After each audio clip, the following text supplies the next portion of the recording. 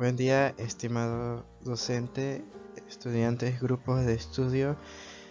Mi nombre es Eduardo y tengo la oportunidad de hoy de presentar las medidas de ubicación no central y forma. ¿De acuerdo? Empecemos con las medidas de posición no central. Las medidas de posición no central son medidas en las cuales no se enfocan en las zonas centrales de la distribución o conjunto de datos, a diferencia de las medidas de posición centrales como la media, la moda y la mediana. En estos casos, las medidas de posición no centrales puedo mencionar los cuantiles. Los cuantiles son una medida de posición no central, vaya la redundancia, que son básicamente un conjunto de medidas que dividen los datos en partes iguales. Perdón por la confusión, pero me refiero a que cuantiles contienen medidas de posición no central, que son los cuartiles, los deciles y los percentiles.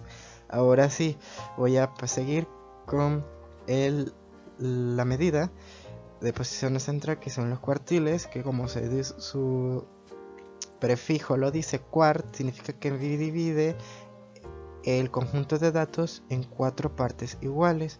En una recta numérica, imaginemos una campana de Gauss como esta, se va partiendo en 4 partes.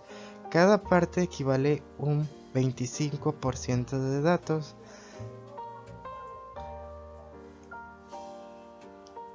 En el primer cuartil vemos los valores mínimos, que serían los 25%. En el segundo cuartil, el 50% de los datos, que sería la mediana. Y el tercer cuartil, que representa por debajo del 75% de los datos. Y el cuarto cuartil, el 100% de los datos. En la parte superior de acá arriba podemos ver la fórmula de los cuartiles para los datos agrupados, diciendo acá el cuartil que queramos ubicar, la posición, y n el número total de elementos en 4 partes, que a diferencia de la siguiente medida que voy a mostrar, los deciles dividen los datos en 10 partes iguales y cada una de estas partes equivale a un 10% de los datos, donde si queremos ubicar el decil que queramos tenemos que asignarle acá el decil que queramos, o sea, vaya la redundancia. El primer decil le asignamos a k,1, el segundo decil a k,2 y así sucesivamente con un máximo de 10 partes. Ahora sigamos con las siguientes medidas de posición no central, que serían los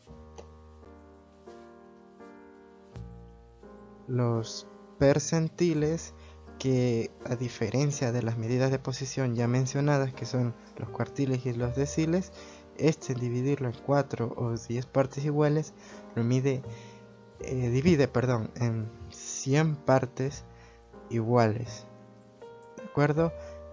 Algo curioso de la etimología de tiles, que proviene del latín, que significa dividir, que en este contexto percentil significa dividir por cada 100 partes, y en anteriores por cada décimas partes y por cada cuartas partes los datos. Ok, aquí está la fórmula de los percentiles, que donde queremos asignar acá la posición donde queramos ubicar del 0 al 100 la parte, el percentil que queramos. Si queremos ubicar el 50%, que ya sería la mediana, le damos aquí, lo ubicamos y le asignamos acá sin el percentil 50, lo multiplicamos por n total de elementos y lo dividimos en 100 partes y obtenemos el 50% del conjunto de los datos y ubicamos fácilmente la mediana, pero esto es solamente para los datos no agrupados. Y seguimos con el siguiente punto. Como siguiente punto voy a mostrar las fórmulas para los datos agrupados, en que las cual obtuve por medio de mis investigaciones, que son estas, utilizando como los datos el límite inferior, la amplitud, y por lo que vemos aquí, para que ustedes puedan ver, es que la única diferencia en cada fórmula es la cantidad de partes que se está dividiendo.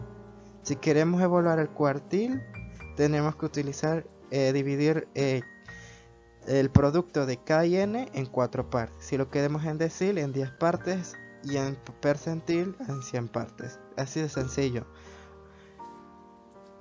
Fi es la frecuencia acumulada, pero este menos 1 significa la anterior frecuencia acumulada. ¿De acuerdo? Para que no lo confundan.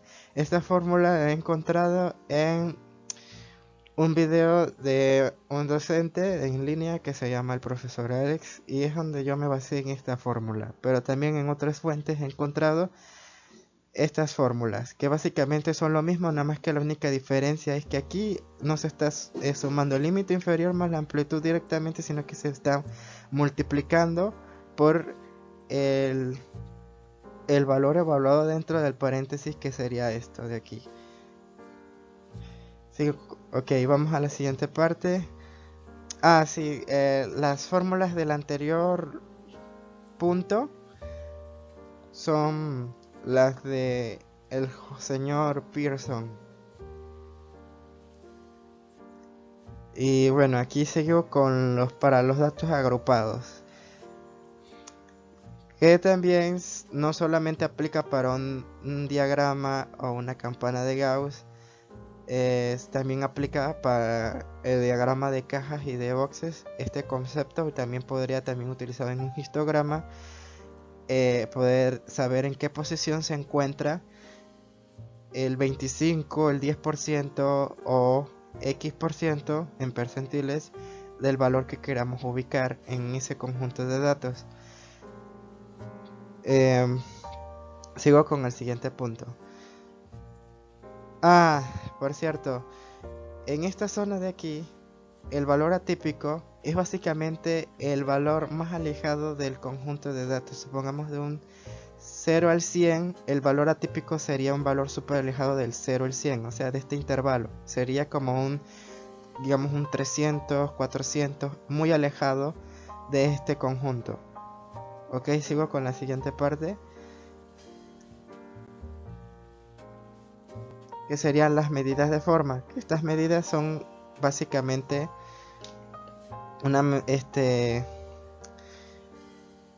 son herramientas esenciales para comprender la distribución de datos. Nos indican de qué manera están distribuidos, nos dicen características y cómo se desplazan los datos, si es a la izquierda o a la derecha. Que para eso hay varios conceptos de medidas de forma. Estas medidas son la simetría y la kurtosis, que hay bastantes tipos entre ellas. Esto facilita su análisis y comprensión. ¿De acuerdo? Sigamos con el siguiente punto. La asimetría. Bueno, la asimetría, como he dicho, es un concepto en que qué tan uniforme, qué tan repartido están los datos. Que esto es lo que me refiero con el concepto distribución, que a diferencia del concepto repartir, es que estos datos están de forma organizadas. En el contexto de una simetría, imaginamos que vamos a doblar una página. Esa página la doblamos en dos y luego la abrimos y la cerramos, y vemos que si ambas caras coinciden, significa que la distribución o la forma que están repartidas las caras izquierda y derecha son iguales. Eso significa que es simétrica. El centro de ese punto en que se parte las dos caras se le conoce como eje de simetría. Cuando las medidas de posición central están cerca o en el eje de simetría, la distribución es normal. ¿Y por qué digo cerca? Porque hay casos donde la distribución o el coeficiente de asimetría, que voy a explicar de qué trata luego, están más cercanos a 0. Si el coeficiente de simetría varía o es distinto de 0, significa que la distribución se está sesgando. ¿Qué es un sesgo? Sesgo es básicamente lo mismo que decir asimetría. Son sinónimos, así que no habría por qué confundirse. Si dicen que en una distribución o campana los conjuntos de datos se están distribuyendo o desplazando a la izquierda, es lo mismo que decir que se están sesgando a la izquierda. Si se están desplazando a la derecha, es lo mismo que si estuviera diciendo que se están sesgando a la derecha. Me doy a entender. Ok, sigo con el siguiente parte de esta medida de forma.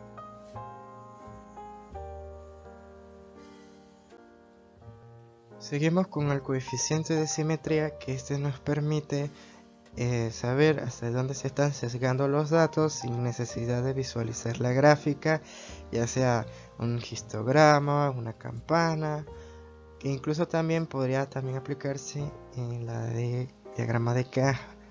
Ahora más tarde les voy a mostrar cómo se vería esto. Ok, el coeficiente de simetría, cuando es igual a 0, estamos hablando de un caso simétrico, donde no importa la parte y la contraparte, siempre van a ser iguales. En un caso simétrico, una de sus características es que tanto la media como la mediana son constantes y son iguales y permanecen en el eje de simetría. Podemos ver aquí cómo estos puntos, que serían los datos, se están desplazando de forma uniforme y sin importar que tanto se muevan o se desplacen, siempre sus parte y contraparte van a ser iguales, ninguno se va a pasar más que el otro, y las medidas de posición centrales pero van a estar en el eje de simetría. Sigamos con el siguiente caso, cuando el coeficiente es asimétrico, que es básicamente cuando el coeficiente incrementa o decrementa y es diferente de 0.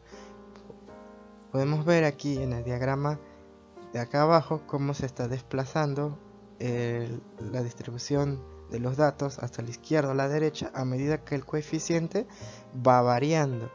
Entonces, este es un caso de un diagrama de caja donde vemos que arriba en la parte superior la fórmula de Pearson para datos tanto agrupados y no agrupados, cómo va variando el coeficiente, y a medida se puede ver una visualización de cómo los datos se están sesgando a la izquierda y a la derecha. Y esta cruz que ven en los extremos de los bigotes del diagrama de cajas es básicamente el valor atípico, que sería el valor que está bastante lejos o alejado del conjunto de datos. Y seguimos con las fórmulas del coeficiente de simetría, que todas estas fórmulas que ustedes ven en la parte inferior son equivalentes, es decir, que todas básicamente les van a dar lo mismo, sin importar cuál usted escoja, solamente que aquí los casos pueden ser para datos agrupados y no agrupados. En el lado del miembro izquierdo o el lado izquierdo podemos ver las fórmulas de Fisher, que esta sería para los datos no agrupados, donde dividimos el promedio como población μ al cubo entre la desviación estándar cubo. Aquí en la siguiente fórmula vemos otro ejemplo de coeficiente o fórmula para evaluar el coeficiente de simetría con Fisher, donde tenemos la suma de n elementos por la diferencia de la marca de clase menos el promedio μ como población al cubo por la frecuencia absoluta. Ok, esto sería básicamente el producto del número total de elementos más lo evaluado dentro de acá adentro, que sería la diferencia por el producto entre el número total de elementos por la desviación estándar al cubo. Seguimos con Pearson, que es la de acá, que esta no es la única que hay otra que, por cierto, me gustaría mostrar, pero dado que en términos de tiempo podría mencionarla más no mostrarla visualmente. Esta es simplemente la diferencia de mu y la moda entre la desviación estándar, y la otra es 3 veces la diferencia del promedio y la media entre la desviación estándar. Esa sería otra, pero en este caso no la tengo aquí visualmente, pero si quieren les invito a investigarla para que puedan verla. Y esta es la de Bouley, que se evalúa con los cuantiles y el promedio. Perdón, esta es la mediana, disculpen, rectifico.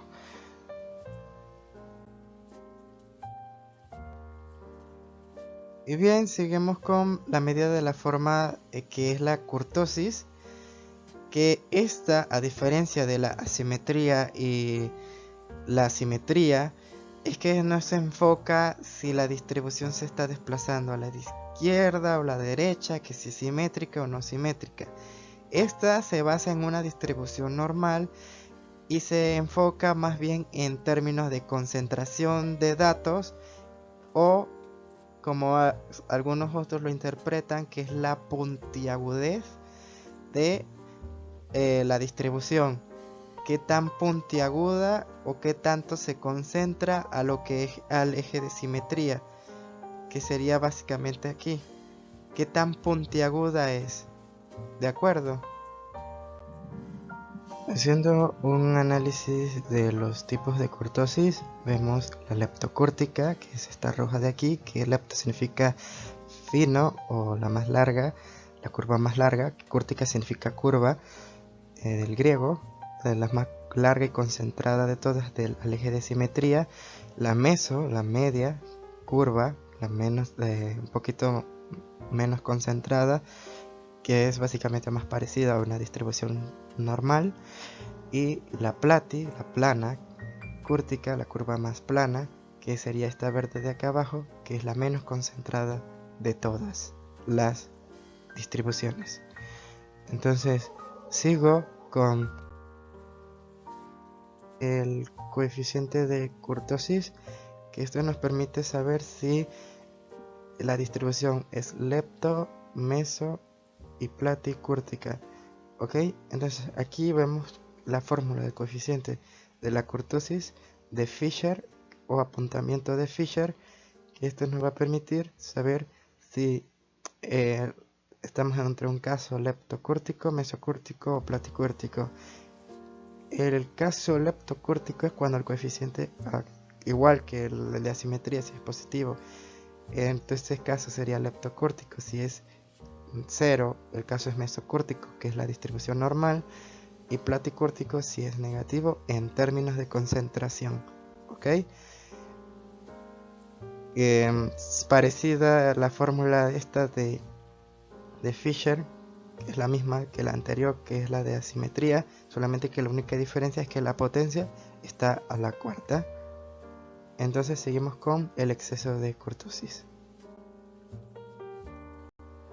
Ok, para que entiendan esto muy fácilmente, el exceso de kurtosis es básicamente comparar una distribución que ya tenían y ya han evaluado qué grado de concentración tienen con la de una distribución normal. Aquí lo único que cambia en la fórmula es que se le resta 3 unidades a la kurtosis que ya ustedes ya tenían previamente evaluada, y así obtienen lo que es el exceso de kurtosis o el apuntamiento de Fisher, que es aquí la fórmula que ven, están presenciando aquí mismo, que es para tanto para datos agrupados como para datos no agrupados, pero en intervalos. Ok, eso sería todo.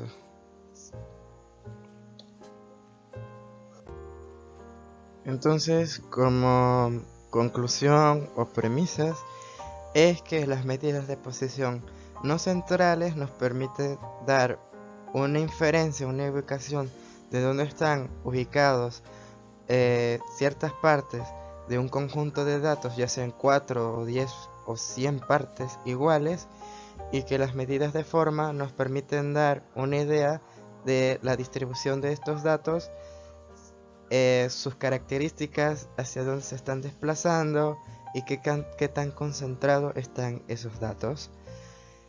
Y bien, eso sería todo. Muchas gracias por escuchar esta humilde presentación y espero que pasen un buen día.